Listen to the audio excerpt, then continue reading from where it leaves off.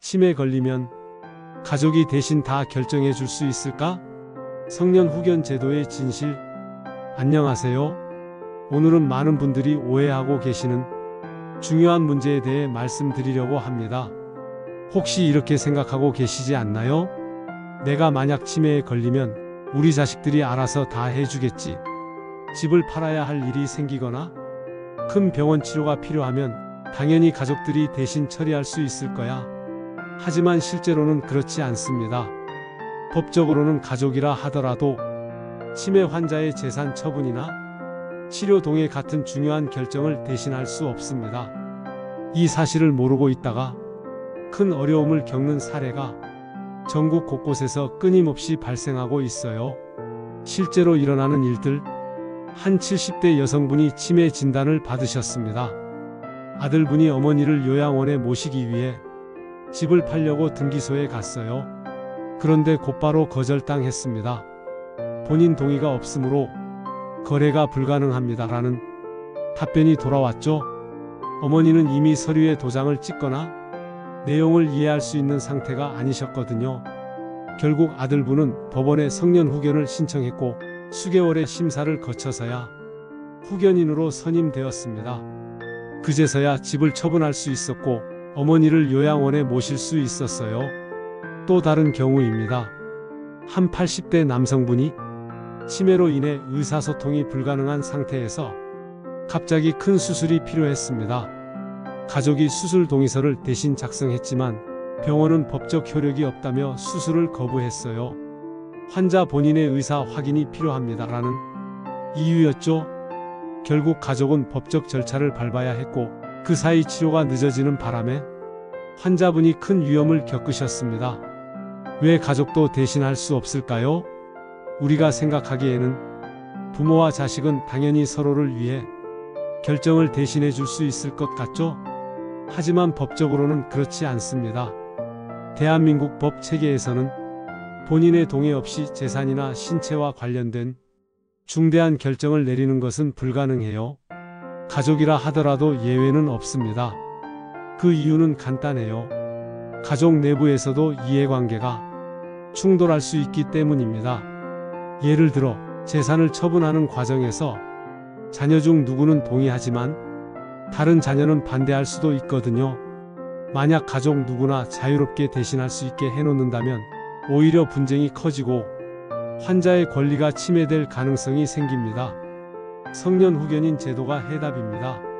성년 후견인 제도는 쉽게 말해서 판단 능력을 상실한 분을 대신해서 법적으로 의사결정을 내릴 수 있는 사람을 법원이 지정해주는 제도예요.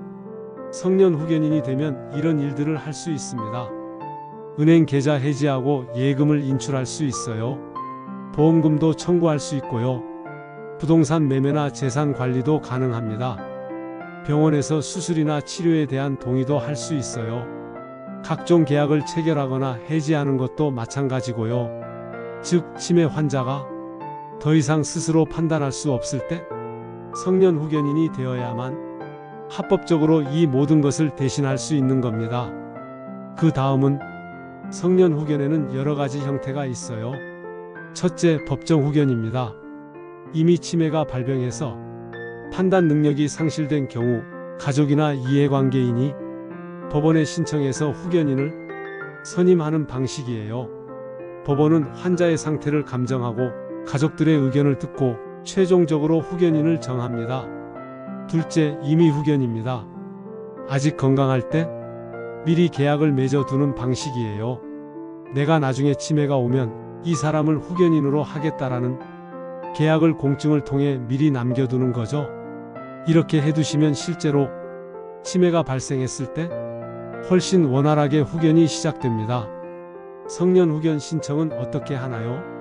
성년 후견을 신청하려면 가정법원에 청구해야 해요. 절차는 이렇습니다. 먼저 진단서를 제출해야 합니다. 전문의가 환자의 판단 능력 상실 여부를 진단한 서류가 필요해요.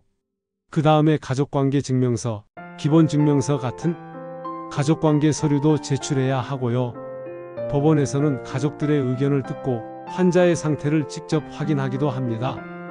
그리고 최종적으로 후견인을 지정하는 결정을 내려요.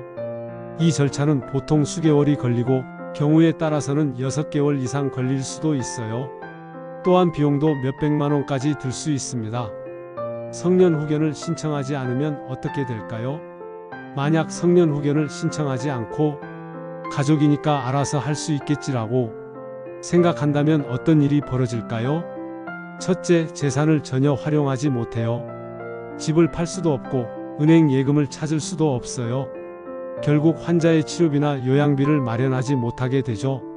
둘째, 치료가 지연될 수 있어요. 수술이나 중요한 치료에 대한 동의가 이루어지지 않으면 병원은 치료를 진행하지 않거든요.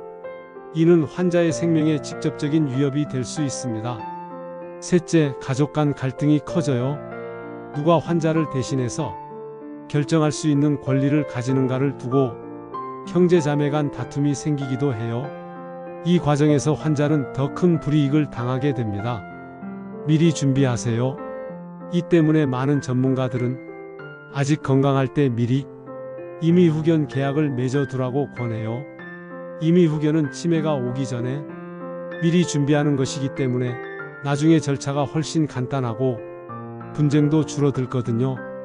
특히 재산이 많거나 가족관계가 복잡한 경우에는 필수라고 할 수 있어요. 앞에서 설명해 드린 내용을 정리해 드리겠습니다. 치매가 오면 가족이 대신 다 해줄 수 있을 것이라고 생각하시는 건 큰 오해예요. 법적으로는 가족이라도 환자의 동의 없이 아무것도 할 수 없어요. 재산을 처분할 수도 없고 치료에 동의할 수도 없습니다. 이 문제를 해결하는 방법은 오직 성년 후견인 제도뿐입니다. 이미 치매가 발병했다면 법정 후견을 신청하셔야 하고 아직 건강하시다면 임의 후견 계약을 미리 체결해 두시는 것이 좋아요. 치매보다 더 무서운 것은 치매를 준비하지 않는 것입니다. 오늘 말씀드린 성년 후견 제도를 꼭 기억하시고 가족들과 상의해 보시기를 권해 드립니다. 감사합니다.